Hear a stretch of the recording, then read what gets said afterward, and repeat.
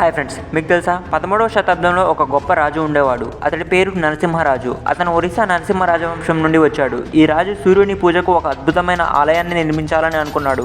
అయితే అది సాధారణ ఆలయం కాదు, అది సూర్యరథం. సూర్యుడు తన ప్రకాశాన్ని, శక్తిని రథంలో కూర్చొని ఈ భూమిపై ప్రయాణిస్తున్నాడనే భావన కలిగించే విధంగా ఉండేలా తయారు చేపించాడు. అతను 1250 సంవత్సరంలో కోనార్క్ సూర్య దేవాలయాన్ని నిర్మించాడు. ఈ దేవాలయం రథం ఆకారంలో ఉంటుంది. ఈ రథం 6 పెద్ద చక్రాలు, 7 గురుతులు కలిగి ఉంటుంది. ప్రతి చక్రం సూర్యుని క్రమానుసారంగా తిరుగుతున్నట్లుగా ఉంటుంది. ఈ ఆలయంలో ఉన్న గోడలు అనేక చిత్రాలు, శిల్పాలు ఉన్నాయి. అవి సూర్యుడి వివిధ రూపాలు, భక్తులు, జీవజంతువులు, పురాతన కథలను చూపిస్తాయి. ఒక్కొక్క శిల్పం ఒక్కొక్క కథను చెప్తుంది. కాలంతో పాటు వర్షాలు, గాలులు, భూకంపాలు ఈ ఆలయాన్ని కొద్దిగా నష్టం చేశాయి. కానీ ఈ ప్రాచీన దేవాలయం ఇప్పటికీ మలుపులు తిరగకుండా నిలిచి ఉంది.